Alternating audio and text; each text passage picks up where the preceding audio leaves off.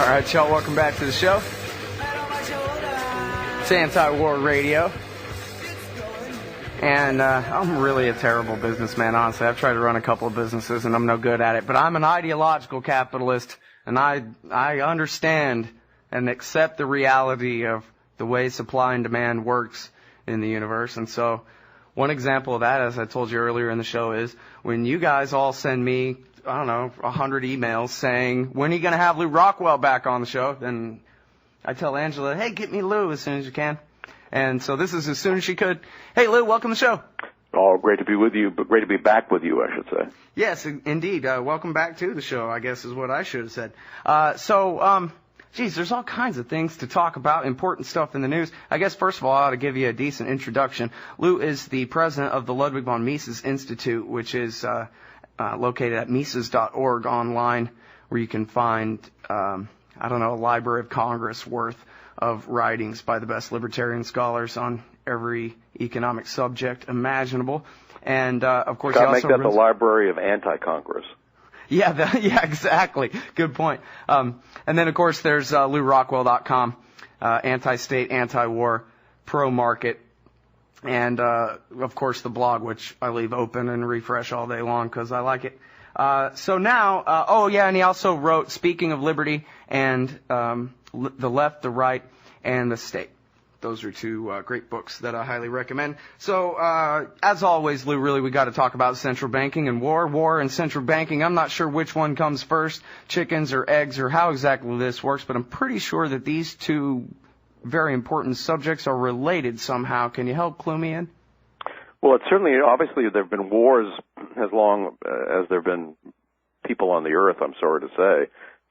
But the vast wars that we see characterize the 20th century, the world wars, the mountains of corpses, the vast genocides, and all the horrendous things that took place during the 20th century were made possible by central banking.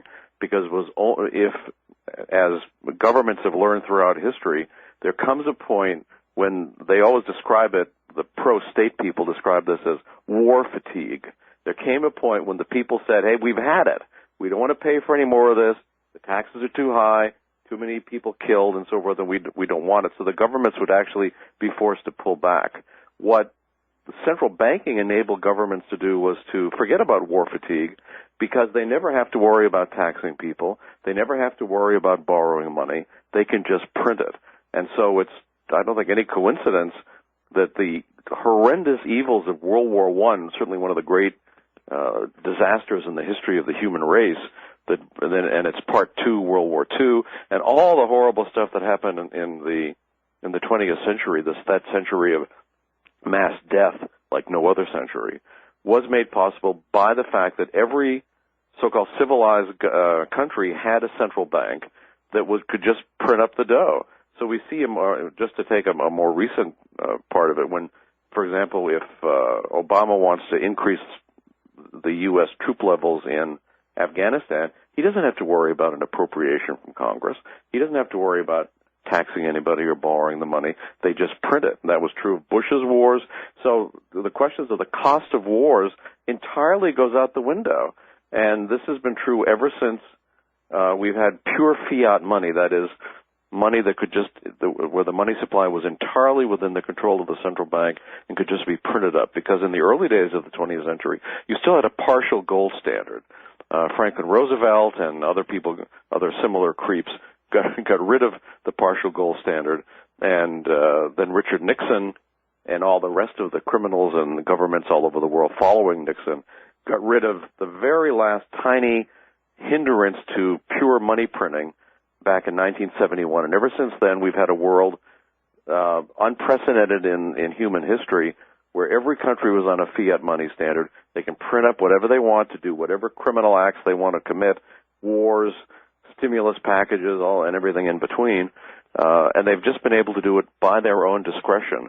And they've set up not only all the deaths and the horrendous property destruction and mutilated bodies and destroyed lives and orphans and widows and so forth, crippled people that have come out from these wars, but they've also set up probably the worst economic disaster in the history of the world, something that we're now living through, we've only, I'm afraid to say, seen the beginnings of, and we can trace it right back to, well, first of all, the state itself, which is always the source of evil on earth, but central banking really took the state and took it to a whole new level of disaster.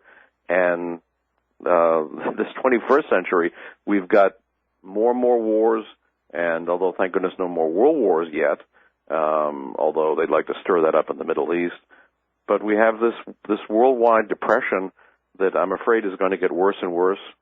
You know, we can talk about what plummeting housing prices, and despite all the vast subsidies to try to raise housing prices and so forth, everything they've done had the exact opposite effect of what they claimed it was going to, made economic conditions far worse. We're all getting poorer. Students getting out of college have got no jobs. A lot of working people have no jobs. And so they're, of course, increasing taxes. They're going to take even more money out of working people in order for all the civil servants to get big pensions and so forth. There's a real social unrest coming. There may even be food shortages in many countries of the world. All the terrible things that are now happening and are going to be happening in economics and in mass wars, we can trace right back to that institution that Ben Bernanke is head of on Constitution Avenue in Washington, D.C., the Federal Reserve. Mm-hmm. All right. Now, I'm glad that you did bring up housing and the domestic economic crisis here. I mean, you know me, Lou, as an economist, I'm a great anti-war guy. And as a wise man once said about somebody else, I think. And so it's just my ideological bent. But here's my perception. It seems to me that really the main reason, other than just, ignorance and greed and the kind of things that ruled Republicans' minds anyway, but the real main reason that we had this giant housing bubble through the Bush administration was it was all about the war. It was all about the fact that it was time for, what do they call it, a correction, right? We needed a real recession to get prices back to, or somewhere approximating reality right around when Bush first came into office. And then when September 11th happened, it's right in downtown Manhattan where all these financial firms are and everything else. And so, they'd already started this for Y2K and whatever, but especially after September 11th, they really cranked the interest rates all the way down and tried to force as much money into circulation as they could because they needed to, the politicians needed to launch these wars, and they couldn't launch them. I mean, they were talking about 60 countries have Al-Qaeda and on our hit list forever and all these things. They couldn't do that in the middle of a recession. They had to avoid the double dip by creating this giant bubble that the most important reason for it was so that they could wage their wars. And that's how the market got so distorted throughout the entire 20-aughts there. Well, it's true, and you're right that right after 9/11, that's when they really turned the monetary spigots on.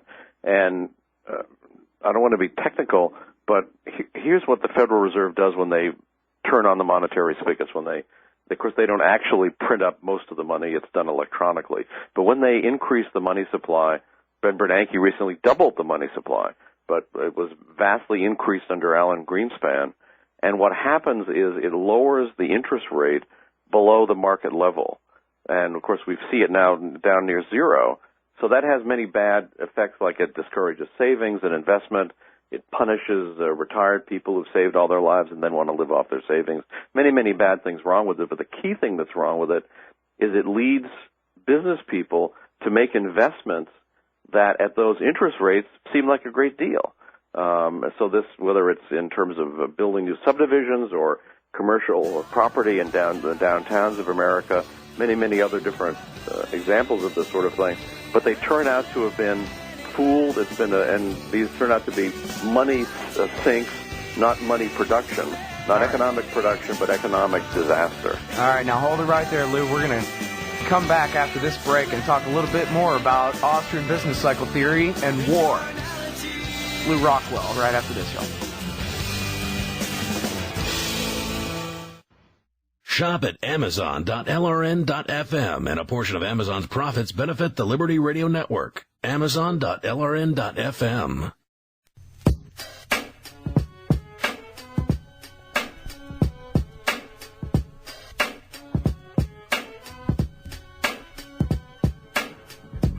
All right, y'all, welcome back to the show.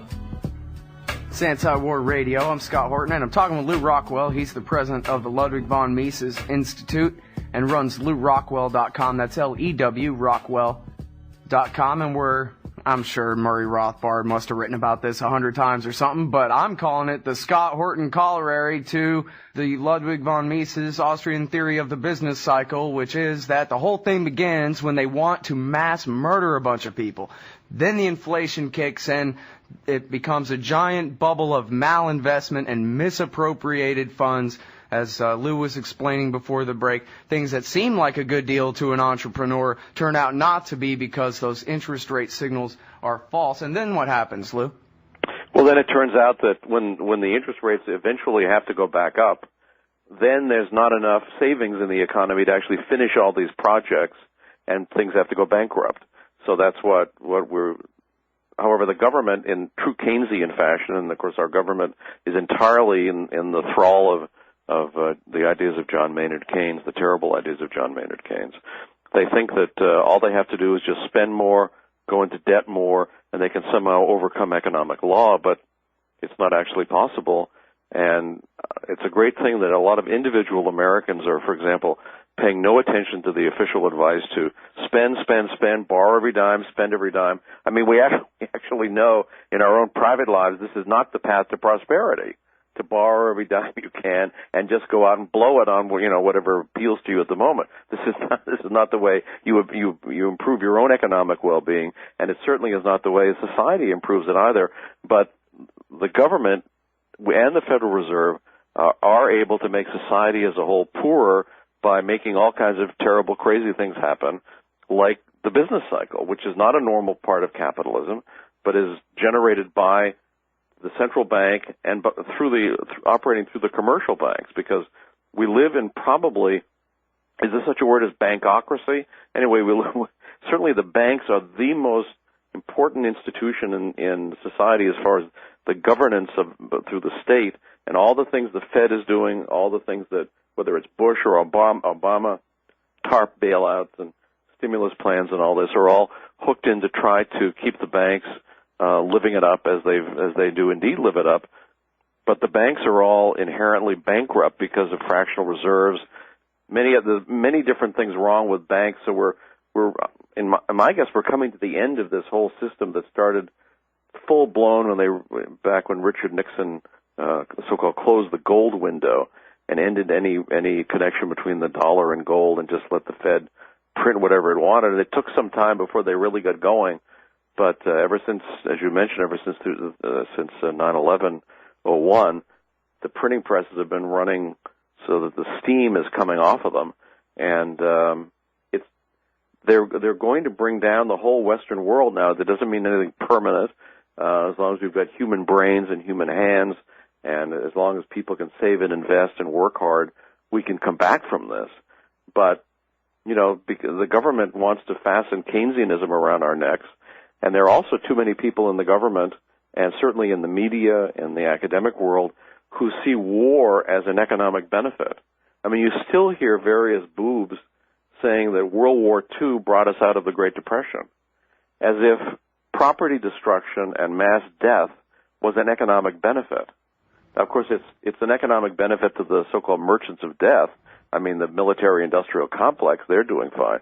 But to society as a whole, it's very, very damaging. I always remember what Lew Lehrman, who at one time was a libertarian and ran for governor of New York, once said, if we actually believe that war is a good thing for the economy, but we want to be humanitarian, we don't want to kill anybody, he said what we ought to do, for example, is have Japan and the U.S. build the two most modern fleets we could even think of, equipped with every kind of modern radar, every kind of modern weapon, all the most advanced stuff, build these huge fleets, meet out in the middle of the Pacific, take all the sailors off, and sink the ships. So, right. You only have to think for a second, this is not the path to economic prosperity. This is destruction. It's destructivism. Well, and you can see, too, that with the whole public choice theory type thing, like Robert Higgs was pointing out on the show last week, that as the society is more and more impoverished by the wars, then businessmen have fewer and fewer opportunities to make their money. So they turn more and more to the state and to corrupt crony capitalism and to Pentagon contracts. And so if you're into mining or whatever, well, geez, maybe the best opportunity I have in this society now is to go ahead and steal minerals from Afghanistan. So maybe I need the Marines to help me secure my resources over there. And we just get poorer and poorer as the economics of the situation are all, it's like an equation for self-destruction, basically, for bankruptcy. Well, it's true, and we're seeing, as Professor Higgs has pointed out, we're seeing right now the same sort of regime uncertainty that took place in the 30s when businessmen didn't want to invest. They didn't trust what the government in Washington would do. They didn't trust that the government wouldn't just seize all their property. And right, but they can trust the generals if they can make friends with a general and get a good contract. Now there's a relationship worth having. Well, it's like, Boeing and Martin Marietta and Lockheed and all these various companies that, they all do very well off murdering people. They're a great bunch. So if I understand this business cycle thing right then, so they want to launch a war. They're in the middle of the recession from the last time they did this thing. So they inflate all the currency. And that creates bubbles, basically price inflation in certain markets, like we saw in fuel, in food costs, in housing, etc., during the Bush years. Then comes the big crash. Then instead of them letting there be the correction, then they stimulate more and they inflate more in order to keep the whole thing going again. And I guess if I understand most of you Austrian theory guys right, the game is up, basically. We're at the point where it's not going to work anymore, I think, as Ron Paul said on the show the other day, because the dollar is going to lose its standing as the reserve currency of the world. And so what that'll mean is we'll have massive price inflation across the board in everything, and our economy will be destroyed, and we'll have to basically, start all over again. Well, Robert Higgs has written about this as well, but it took 17 years to get out of the Great Depression of Hoover and Roosevelt, and it wasn't until after World War II, and part of the reason that it took so long, in fact, the entire reason it took so long, was because the government was doing everything wrong, whether it's running horrible wars or having all kinds of welfare programs, crushing entrepreneurs, and sort of all the various things they did. It just took a very long time to get out of this. Today we have a government that makes Franklin Roosevelt's look like, Thomas Jefferson's. I mean, we've never had a government anything like the size of the U.S. government or its power in the history of the world. This is by far the biggest government ever to exist. And therefore it's able to do far more damage. It has far more resources at its disposal. It can do more damage to us. It can do more damage to the world. And they're in the process of making this second Great Depression last a very, very long time. A key thing to keep in mind when thinking about this sort of thing is that the damage is done during the boom. That's sort of counterintuitive because we think of during the boom, hey, we're all having a great time, it's a party, and wonderful, live it up, and so forth. But that's when the malinvestments are made. That's when the investments that should be going into things that are going to produce more prosperity for everyone, the businessmen who are doing it especially, but everybody in society too, when those things are not happening, but money and resources are being put into things that are actually economic disasters. And it's only in the recession or the depression where the good things happen, that is, these bad investments are liquidated. However, the government does everything possible under Keynesian doctrine to prevent the liquidation from taking place, and therefore they keep the depression going. So, we're in a brand new situation because of the size of the government, the size of the empire. But my guess is, yes, it's all coming to an end because they're not going to be able to continue to fund the empire. They're not going to be able to, because the dollar is going to be in big trouble internationally, exactly as Ron Paul says. And we're in new waters. I'm sorry to say, and not very happy waters. All right. Well, now I'm going to ask your forgiveness first, and then I'm going to talk like a commie for a minute here. It's something actually that sort of crystallized in my mind a little bit reading a Gary North article on LewRockwell.com the other day where he was saying It's just the iron law of oligarchy or the iron law of something or other where 20% always control 80% and, the property and the wealth, and that then you have the 1/2 of the 1% who control most of that, and et cetera like that. And I was thinking that it's all their fault. I mean, here's a country, 300 million people, most of whom work for a living and make far less than $100,000 a year. And you have these few people who control billions, who, of course, in the words of Dick Durbin, own the U.S. Senate as their own private property, and which, of course, has the power to tax all of us and bail them out endlessly. And it seems to me that every single billionaire in this society is a communist, is a giant welfare cheating scam artist, and has the ability at least to attempt to try to stop the empire if they're and are failing to do that if they're not the ones promoting and pushing the empire, to the nth degree. Like even the Walton family, we all pay for their security on the high seas as they import all their goods from China. They don't have to pay for their own security. They're all welfare cheats. So why shouldn't the 80% of us rise up, find these billionaires, and lynch them? I mean, they're destroying our society, Lou.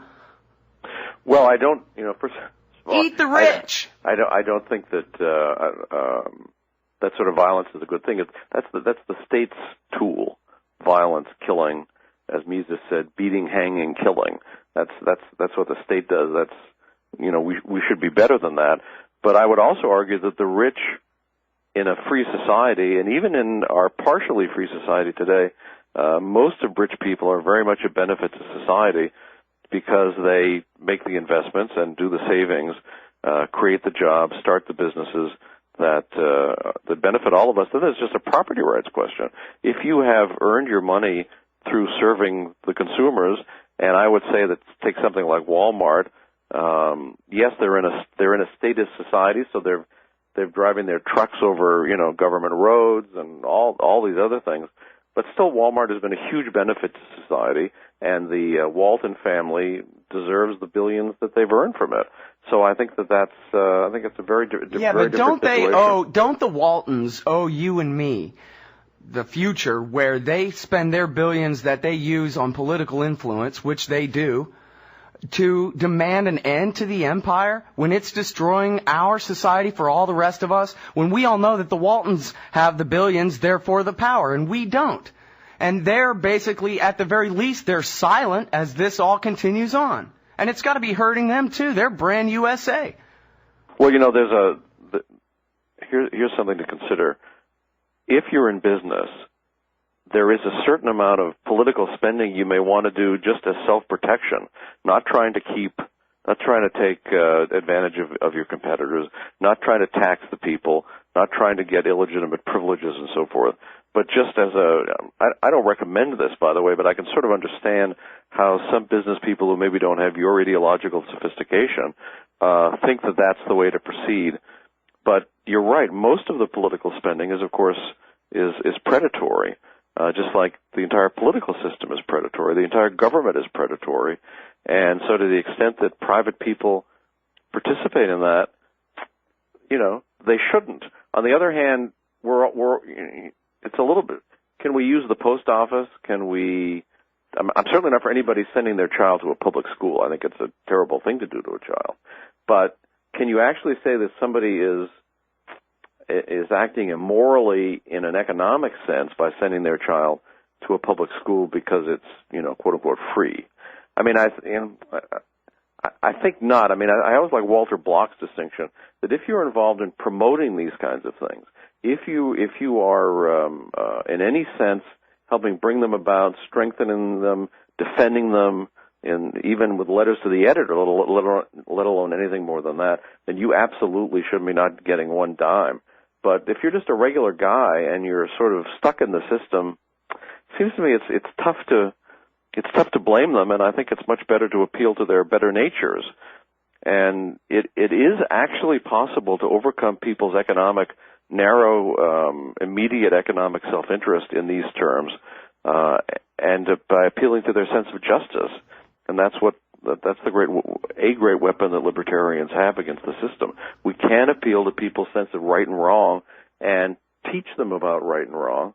And we are building for the distant future, not because we think that we're going to make everything just fine when the Republicans get in November or, that kind of stuff, but because we're building for the future, we care about future generations. We want a better society, a more decent society, a non-killer society, a non-theft society.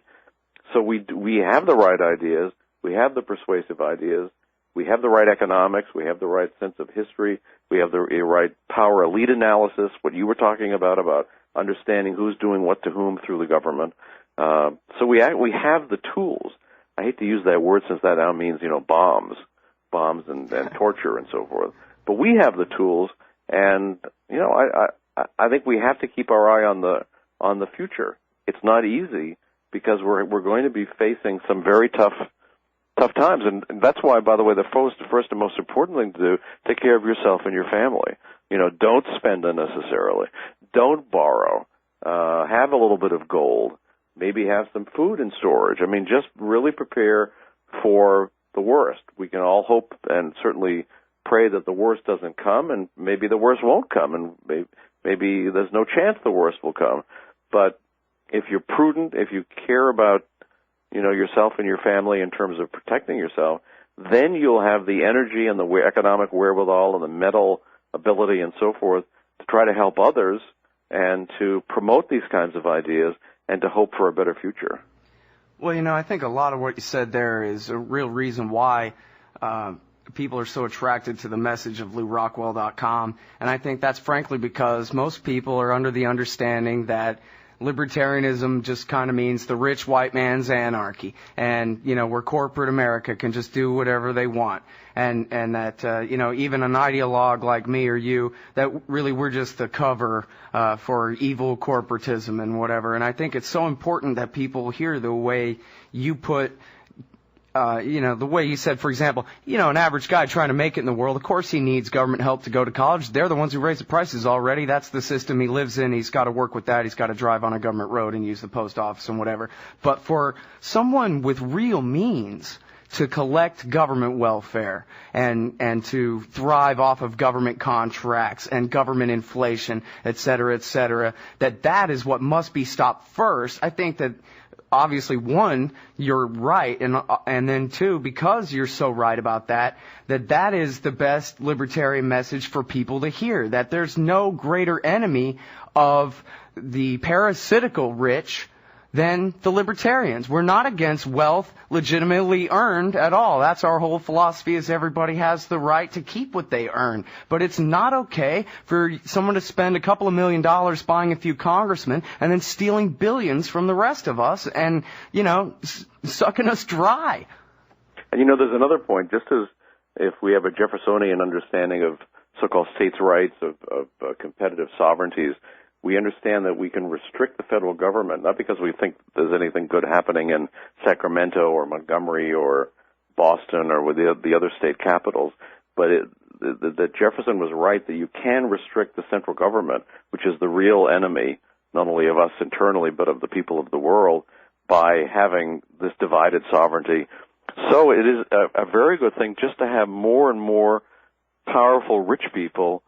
It's why the state, for example, one of the reasons they wanted to enact the income tax and the inheritance tax, because when you have very, very wealthy, powerful private families, they represent competition with the state, and they represent separate power centers in society.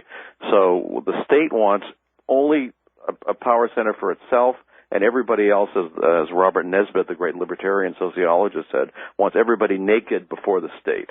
So they want to get rid of all what he called intermediating institutions, all businesses, charities, towns, states, churches, families. So there's just the naked individual faced with the state. So to the extent, and this is certainly shown throughout history, if you can have very powerful private families, and I'm not talking, we hope they might be libertarians, but it sort of doesn't matter.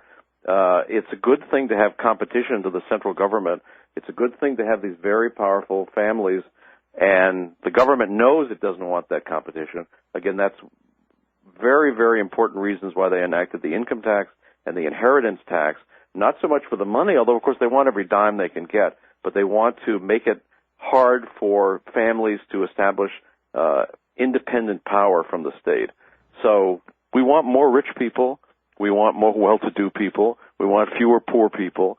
And if we want those kinds of goals, we want more capitalism. We want less government. I mean, those are the two rules. We want less government interference in the economy, less of an empire, less of a, but of course, as it is now, I always think that the Nudo scanners at the airport are a perfect symbol for what the government today, it's actually able to take naked pictures of your children, and the thugs from the TSA can be yucking it up at lunch hour back there in the room, looking at pretty women naked and so forth, and nobody seems to. How come nobody cares about this? So well, I think it's up to us as libertarians to alert people to what's going on. It's too easy to ignore what's happening. We're living in a very evil historic period of vast state growth, and it's our calling and our job as libertarians to ring the alarm bell.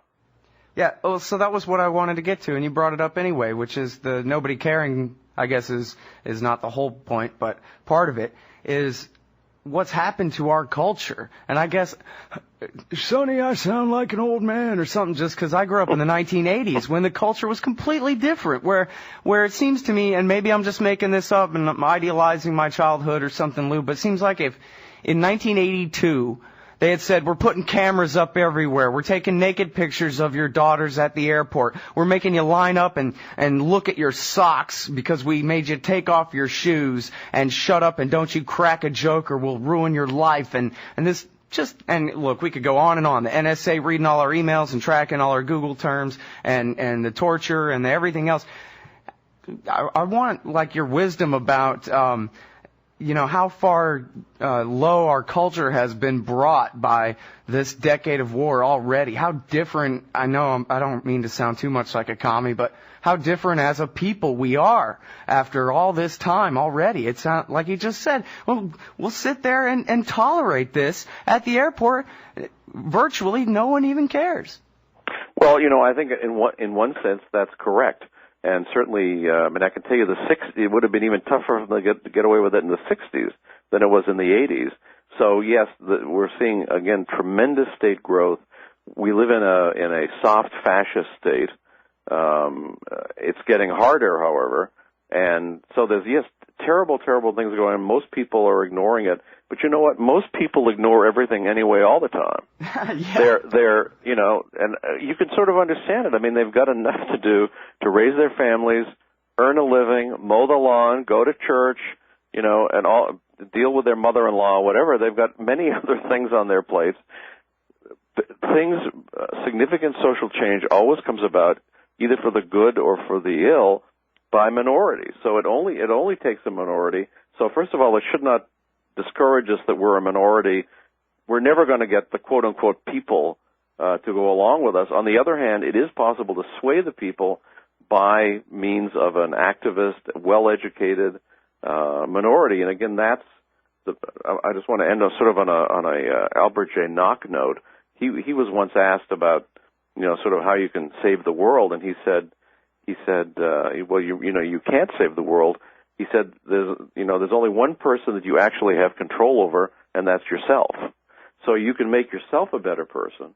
And, from our libertarian standpoint, we do control ourselves. We can become beacons of liberty if we learn economics, we learn real history, we learn about libertarian political philosophy, all the various things, and there are many other things worth knowing, of course, literature and art, but as libertarians, those key issues of, where the state collides against society, we can know about it, we can be able to explain it to people, then people will come to you for advice, and they'll come to you because they know you know. So the most important thing is to educate yourself, but even though the state is, growing out of unbelievable, certainly nothing like this ever in American history, not in the New Deal. You probably have to go to the depths of World War I or World War II to see the kind of state growth that we're seeing right now. But I think there are more and more people who are waking up. Also, the state is a very stupid institution, and as it becomes bigger and bigger, it becomes more and more bureaucratic. It can't do anything. They can't They can't plug the BP oil well. They can't prevent Hurricane Katrina, what all the other stuff they, allegedly talk about doing. They can't prevent the depression from taking place. They're being shown up as more and more incompetent, more and more rip-off artists, to the extent, for example, that we alert Americans that the average American makes half what the average government employee makes. Everybody is propagandized to think, the poor teachers, the poor postman, or whatever, think, they're not earning very much. Of course, they're all ripping us off, and they are part of the ruling class, albeit at the lower end of the ruling class. So this sort of libertarian class analysis that I just hinted at, as Mises, Hume, Lebowski, Rothbard, all the great guys talked about, there are two classes in society. Not the crazy Marxist class analysis, which was a distortion and a theft of the earlier libertarian class analysis, but there are two classes in society, those who live off the state and those who pay for the state. Now, democracy sort of smudges that and makes it less clear, but still, there are some people in this society who are vastly state negative and others who are state positive. I mean, people who live off the state, other people who pay for the state. So to the extent we can raise people's consciousnesses about their fact that they're being ripped off, that it's not only all the killing, it's not only the depression and so forth, but the people in the California state government who earn these unbelievable pensions, for vast amounts of money for the rest of their lives and can retire at the age of 55 after a non-work life of 20 or 30 years, to the extent we can raise people's anger, just anger, and we can actually have a chance of changing things. I think that as is always the case in human society, there's a race between power and market. There's a race between the state and society. And they actually I don't believe they have the future on their side. I think we have the future on our side. But gosh, only if we really roll up our sleeves and work every bit as hard as we can. Well, it seems like the biggest part of that class war, because, it's true that, first of all, there is a difference between people who are struggling to make it in the world and people who have everything at their fingertips and only, their biggest problem is which yacht to pick out, even though they may be Senator collecting John tax Kerry, dollars. for example. Yeah, exactly. Anyone in the Senate, for example, I think. But the thing is, lots of different things. I guess one thing to say here is, it goes back to the idea of the rich white man's anarchy, and at least my belief, Lew, that libertarianism it's the little guy's anarchy. It's the right of every single person, even the great-grandson of a slave, to own property, to be an entrepreneur, to improve his station in life, to live his life confident that his children are going to live better than him. That's the anarchy that we seek, right? And so, it seems like, and then I'll say one more thing here. I had a great segue to tie all those things together, but that part fell apart. But so I want to ask you this, which is that, are the Marxists right, though, about the relationship between capitalism and imperialism, that imperialism is really the last stage of capitalism, that as long as we have a monopoly state and not the Walter Blockian anarcho-capitalism that we all wish we live in, but as long as there's a state, the richest people are going to buy it up and they're going to have an empire, pretty much, right? Aren't the commies right about that? And is the only solution then have no state at all, otherwise it'll turn into an empire at its first opportunity? Well, it's certainly true that the only solution is to have no state at all, because the state, there's a wonderful essay on LewRockwell.com by Stefan Kinsella on where he asks, what is anarchy? And he says it's simply, the view that you think it is never morally permissible to use violence or the threat of violence against the innocent. That's all it means. So do we want a society in which the least possible violence or threat of violence is used against the innocent, whether by the small amount of private crime or the vast amount of public crime? Yeah, of course that's what we want, and it's in everyone's benefit. Doesn't mean that we're going to have equality. Doesn't mean that equality is actually a goal. Some people are smarter than others. Some people work harder than others. But the fact that every person should be able to achieve to their maximum desire and ability, that's a free society. And we've had at various times in American history more like that than we have today, at least for certain segments of the population. And we want it, of course, for everybody. So that's, that is the essence of libertarianism. But there's no question that the state has always had, I wouldn't say it's the last of, it's not the, I think Lenin was wrong. It's not the last stage of capitalism, because they were pre-capitalistic empires. Now, they couldn't be anything like the size of this current empire and the economic power of it. But ancient Egypt had an empire. Babylon had an empire. Syria had an empire. Athens had an empire. You're getting into more market production when you're talking about Athens. And there was even market production, of course, in Sumeria and Assyria and Babylonia, but these weren't capitalist systems in the sense that we would describe them today. So I think, just as the state wants to control every aspect of our lives here at home, and that's actually always their first incentive, they always are concerned about controlling and ripping off and preventing from revolting the cash cows in their own little dotted line on the map they call the border. But yes, they want to get other people too, and it's a great way to fool people into supporting the government. Oh, all those bad guys across the river, they're going to get us if we don't go get them first. And Mr. Smith here is going to provide us the arrows and the bows for a very cheap price for the government, right? So I mean, I think it goes right back to the earliest days. So yes, there's empire is simply another aspect of the state. The state wants to erect an empire against us here. It always wants to erect an empire to the extent it can get away with it over other people's too. That's just the state. So as libertarians, we know the state is an evil institution. It's totally destructive. It involves theft on a vast scale through redistribution and taxes and all the killing and very nasty apparatus, the state. So we have to be dedicated to delegitimizing it, to criticizing it, to doing everything possible to oppose it. And there are various people can make various choices about how they're going to do that. But it seems to me the one choice you should not make is not to be an activist against the state. Indeed. Well, an obvious place where people can go if they really want to get educated about these things is Mises.org. I mean, there's no better place to start. And, of course, LewRockwell.com. You'll find the links all over the place. From there, it's the best read libertarian website in the world, and for very good reason. And so, yeah, I'll just conclude with thanking you for all your work, Lew, and your time on the show today. Really do appreciate it. Great to be with you. Staying with me over time here. Oh, sure. And let me mention just one thing for the future. I'm chairman rather than president now. Oh, I never get that right. Doug French is president. Chairman. I like chairman better. It sounds private, not public. Well, that's a point.